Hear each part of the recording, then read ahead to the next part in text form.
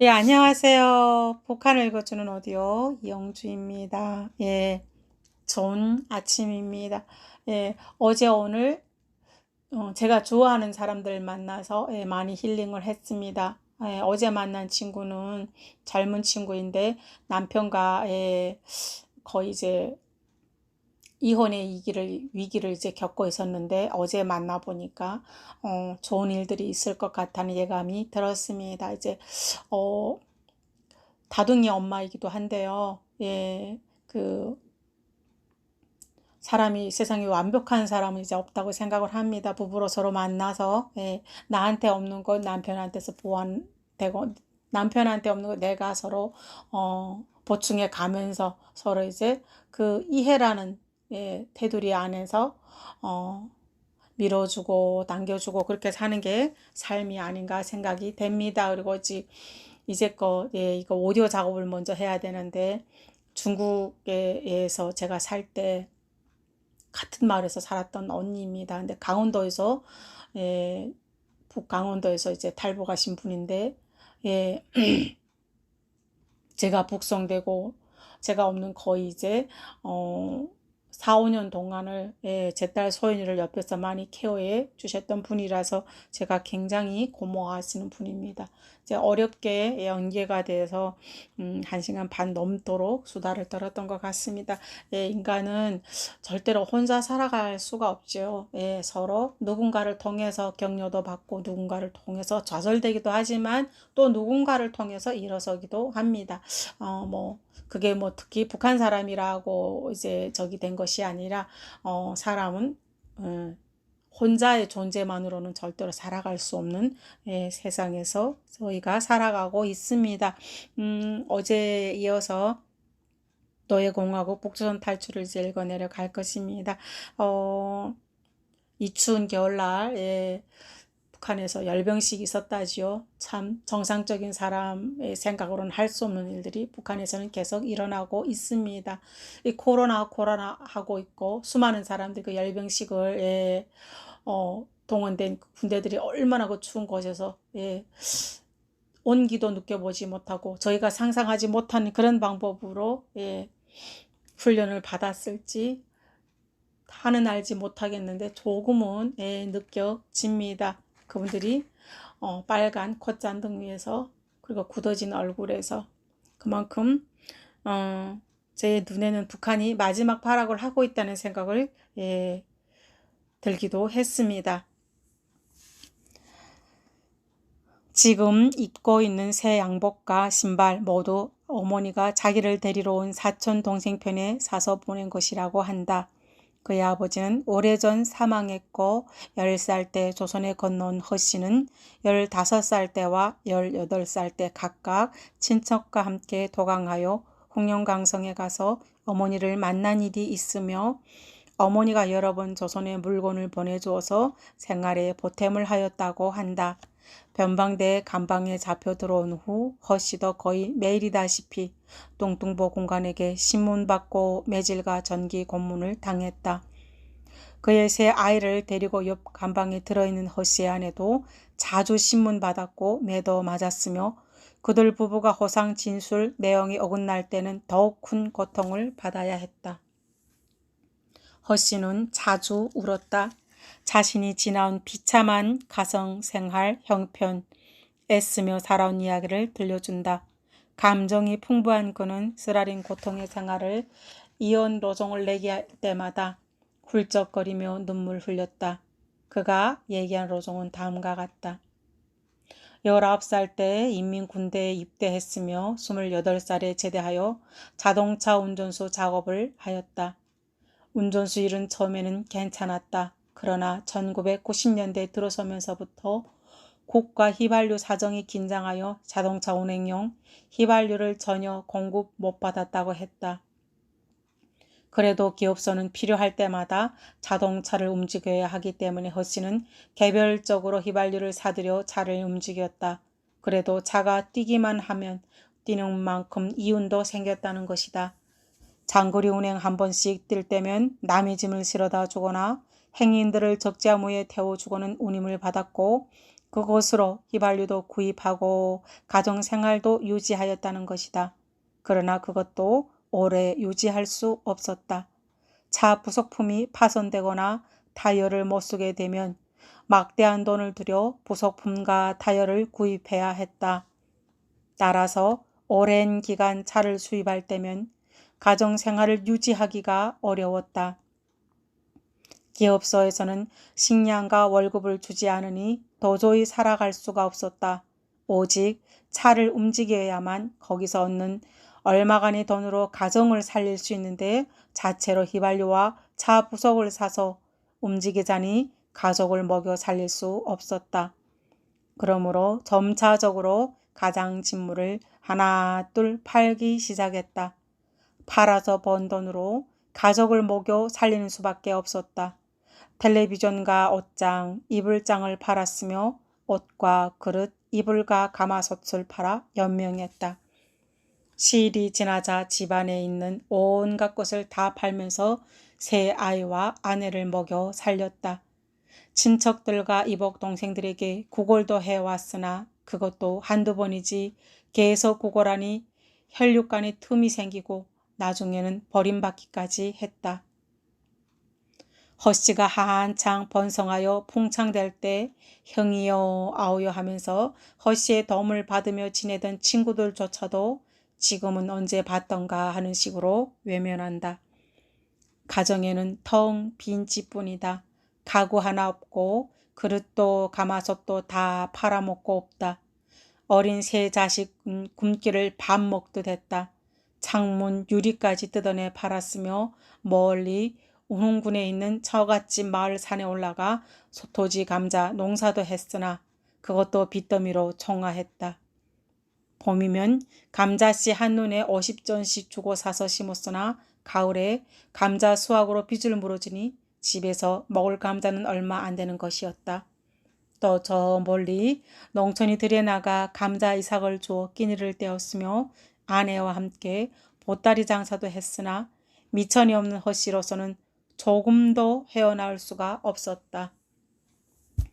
여기저기 먹을 것을 찾아 헤매다 보니 직장에 무단 결석하게 되었고 조직 생활에 참가하지 않는 죄로 사회안전부 감방 생활을 몇 달씩 했다.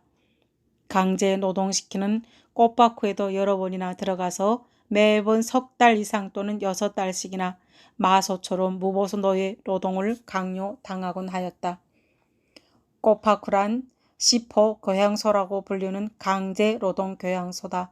노동을 통해 사람의 정신을 교화한다는 취지로 만들어진 구금시설이다. 처음에 누가 이름 지어 불렀는지 모르지만 강제 노동 교양 소가 맨 처음 나왔을 때 거기 갇힌 사람들을 꽃바쿠 부대라고 별명 지어 부르던 것이 지금은 그저 꽃바쿠라고 하면 온 나라 어디에서나 통하는 용어로 되었다. 강제 노동교양소 생활을 마치고 집에 돌아온 허씨는 아내와 세 아이의 참상을 차마 눈뜨고 볼 수가 없었다. 아이들은 굶어서 학교에 못 나간 상태였다. 식구들은 날마다 시내 골목골목을 다니며 빌어먹고 있었다. 아이들은 유랑 걸식하여 얼굴이 퉁퉁 부어올랐으며 몸에는 살 붙이라곤 거의 없었다. 뼈만 아롱아롱할 뿐이었다. 꽃바쿠에서 나온 날 집마저 팔아버렸고 4천원 받았다고 했다. 집 없는 그는 아내와 아이 셋을 데리고 위원역 대기실로 자리를 옮겼다. 위원역 대기실 안의 구석 자리에 가족을 모아놓고 그곳을 거점으로 살림살이가 시작되었다. 아이들은 여전히 학교에도 못 갔다. 집한 돈 4천원으로 음식을 사 먹으면서 1년 내내 역전 대기실을 가정집으로 살았다. 여름이나 겨울이나 역전 대기실이 집이다.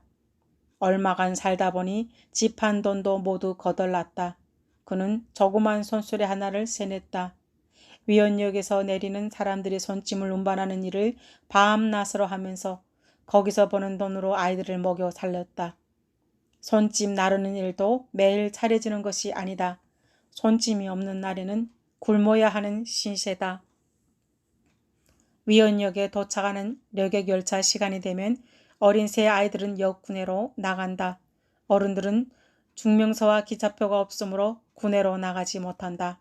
그런 아이들은 다른 사람들이 역구내로 나갈 때 그들의 어린애인 것처럼 가장해서 철도군의 려객홈까지 나간다. 어린 세 형제는 밤이나 낮이나 단 한 번도 빠지지 않고 려객 열차 마중을 나간다. 그리고는 평양 해산 열차에 오른다. 열차에 올라 려객들이 먹다 남긴 밥이나 음식 찌꺼기들을 걷어들인다. 때로는 고마운 려객들이 아이들이 불쌍하다며 도시락이나 빵, 과일 같은 것을 주는 때도 있다. 세 아이는 서로 차량을 분담해서 음식 걷어들이는 작업을 하며 반쯤 먹다 남은 과일이라도 죄다 주어 드린다. 어떤 날에는 힘겨운 여행을 며칠씩이나 했는지 음식물에서 쉰내가 푹푹 나는 것도 있다. 그것을 버리기가 아까워서 허씨가 먼저 먹어본다. 다음 한두 시간 내에 별다른 이상이 없으면 가족에게 먹인다. 허씨네 생명은 려객 열차 손님들이 먹다 남은 음식에 의하여 담보된다. 새 어린 것들은 음식뿐만 아니라 려객들이 버리고 내린 빈 술병이나 사이다병, 맥주병을 빠짐없이 주어드린다. 그것들을 장마당에 가져가면 술장사, 맥주장사, 단물 장사꾼들이 빈병 한 개 2원씩 주고 사들인다. 새 어린 생명은 객차가 올 때면 밤에 자다가도 역군에 뛰어나가며 더운 날 추운 날 가리지 않고 평양 해산행 열차 영접을 나간다. 열차 영접에서 밥이나 여러 가지 음식 또는 빈병들이 차려지면 다행이고 아무것도 얻지 못할 때도 한두 번이 아니다. 이럴 때면 마음속 허전함은 금할 데 없고 생기 잃은 새 어린 것들은 얼굴에 빛을 잃고 어깨가 축 처져서 들어온다. 허씨 아내는 아이들이 불쌍해서 소리 없이 한숨 지으며 눈물을 흘렸다. 눈물 흘리는 부모 일그러진 얼굴을 본 7살짜리 막내 아들이 그렇게 말하며 부모를 달랠 때는 온 가족이 한데 엉켜 눈물을 흘렸다. 허씨는 이 장면을 이야기하면서 실제로 아이들처럼 울었다. 허씨는 한참 정색하더니 눈물을 닦으면서 계속 이야기했다. 나는 처음부터 나쁜 사람이 된 것이 아니었소. 사람이 살다 보니 정녕 할 수 없으니까 자연히 본의 아니게 나쁜 사람이 돼 갑디다. 나쁜 짓을 하면서도 나는 그것이 나쁜 짓이라는 가책이 없었으며 오히려 아내와 아이들에게 로행물을 자랑하며 살아왔소. 그렇게 말하며 그 나쁜 짓 하던 이야기를 또 얘기했다. 어떤 때는 깊은 밤에 배낭짐을 옆에 놓고 잠자는 려객들이 짐이나 가방, 마대 등을 가만히 훔쳐서 살아갔다. 그것이 점차 습성화되어 이제는 역전해서 전문적으로 려객들이 손짐을 훔쳐내는 강도가 되었다는 것이다. 역 기다림칸이 복잡한 틈을 이용하여 려객들이 배낭짐을 전문적으로 훔쳐서는 장마당이나 개인 집들에 가져가 양식과 바꾸어 먹었다는 것이다. 5 식구의 귀중한 목숨을 살려내기 위해 차츰 활동구역을 넓히면서 남들이 다 자는 깊은 밤중에 전집불을 켜들고 개인 살림집에 들어가 쌀이나 옷을 훔쳐냈으며 창고 안 김치독이나 장독, 바켓스와 그릇 등 닥치는 대로 도둑질하였다고 고백했다. 심지어 살림집 부엌에 가만히 들어가서는 가마솥을 빼들고 나와 팔아먹는 일까지 서슴없이 감행했다고 하면서 진한 눈물겨운 살림살이 이야기를 오래도록 들려주는 것이었다. 허씨는 몇 년 동안이나 위원역 기다림칸에서 가족 꽃제비로 생활하던 피눈물 나는 생활의 진상을 나에게 모두 하소연했다. 지금 이렇게 붙들렸으니 이제 조선에 돌아가면 나와 아내는 역적으로 몰아 죽여버리겠으니 저 어린 것들이 불쌍해서 눈물만 앞서 저것들이 자랄 때 배불리 먹여주고 좋은 옷을 입혀주었더라면 이다지도 가슴 쓰리지 않을 터인데. 감정이 많은 허씨는 남자답지 않게 눈물을 억수로 흘렸다. 양복깃을 올려 콧물 눈물을 닦았다. 그의 모습을 바라보며 말없이 듣고 있는 나의 눈가에도 이슬이 맺혔다. 허씨는 감방에 나와 함께 있는 기간 내내 자기의 지나온 가슴 치는 쓰라린 생활 모습을 이야기하며 슬픈 눈물을 흘렸다. 위원역 대기실의 가족 꽃제비는 헛신이 하나만이 아니라 수십 가족이나 된다고도 했다. 그러므로 평양 해산 열차가 도착하면 가족 꽃제비네 아이들 모두가 다 저마다 열차 영접 나가기 때문에 내버린 음식이나 공병들도 먼저 손선을 쓰지 못하면 차려지지 않는다고 했다. 또 어떨 때에는 생존 경쟁을 위해 힘세고 날랜 남자들이 맺혀서 결탁해 여객들이 손찜이나 하물찜들을 해치운다는 것이다. 허씨는 먹고 살기 위하여 안 해본 일이 없다고 했다. 직장에 다니는 일부터 시작하여 장사, 농사일, 사길, 밀수, 도적 등 그 무엇이나 다 해보았지만 가정을 일떠세우지는 못했다. 난민 처지에서 벗어나지 못한 그는 결국 중국 흑룡강성에 계시는 늙은 어머니 곁으로 새로운 삶을 찾아가는 도중 운명의 종착점에 닿게 된 것이라고 비운에 찬 인생 이야기를 털어놓았다. 예, 여기까지 읽었습니다. 뭐 아직도 북한의 진행형입니다. 이런 삶이 더 나아지지도 않았더라고요. 제가 탈북에서 중국에서 살다가 북송 10년 만에 북송되어서 집에 갔는데 책에서 흔히 그런 것들이 있지 않습니까? 10년이면 강산이 변한다. 네. 세수돼야 하나 바뀌지 않았더라고요. 그래서 제가 막 절망했던 기억이 났거든요. 막 탈북한 중국에서는 막 발전하는 게 막 손에 잡혀졌어요. 제가 애를 키우고 있으니까 애 옷부터 시작해서 분유, 유아용품들 이제 사면서 중국이 막 발전하는 게 보였는데 북한은 10년이 지나도 하나도 변한 게 없다는 그런 것들 때문에 굉장히 마음이 아팠던 기억이 납니다. 참 힘들고 어려운 얘기지만 또다시 부탁드려 보겠습니다. 여러분들이 계셔서 제가 또 오늘을 살아낼 수 있고 또 오늘도 북한을 읽어 내려갈 수가 있습니다. 감사합니다. 안녕히 계십시오. 이영주였습니다.